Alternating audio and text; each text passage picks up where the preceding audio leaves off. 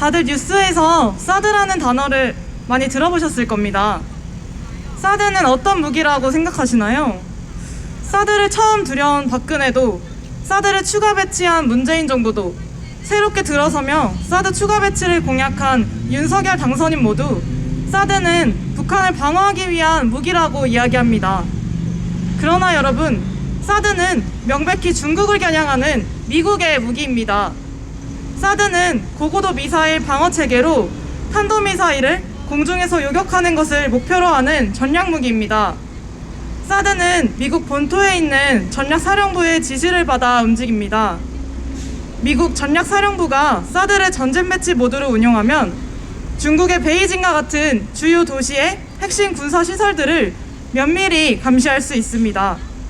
중국이 사드에 대해 크게 반발하는 원인이 여기에 있습니다. 바이든 정부는 중국을 겨냥하기 위해 한국, 일본, 호주 등 동맹국들을 이용해 글로벌 MD 체계를 강화하려는 시도를 보이고 있습니다. 특히 성주에 있는 레이더를 미국의 전략사령부와 하와이에 있는 인도태평양 사령부의 지휘관리 통신과 연동시키려는 전략을 추진하고 있습니다. 만약 실제로 성주의 사드 레이더가 미국의 두뇌라고 불리는 C2BMC와 연동되면 한국은 미국의 최전방 전쟁기지 역할을 수행하게 될 것입니다. 미국의 중국 때리기가 점점 격화되는 상황 속에서 중국은 연일 경고의 목소리를 보내고 있습니다.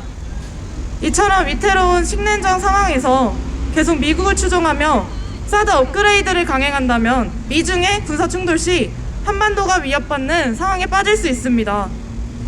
그러나 문재인 정부는 작년에만 무려 68차례에 달하는 사드 장비 반입을 강행했습니다. 2020년 한미 안보협의회에서 사드 포대의 안정적인 주둔 여건 마련을 위한 합의를 한 이후 수천 명의 경찰들을 동원하여 폭력적으로 주민들을 탄압하면서까지 사드 장비를 반입시켰습니다. 또한 올해는 주 3회로 반입 횟수를 높이며 더욱 노골적으로 사드 추가 배치를 강행하는 모습을 보입니다. 심지어 외교부는 사드 추가 배치를 하지 않겠다, 미국 미사일 방어 체계인 MD에 편입하지 않겠다, 한미일 군사동맹을 하지 않겠다라고 말한 이 사드 산불 원칙에 대해 약속도 합의도 아니라며 부정하는 모습까지 보였습니다. 문재인 정부가 한미동맹을 추종하며 강행한 사드 배치 속에 성주의 주민들은 공권력에 의해 탄압받고 삶의 터전을 잃었습니다.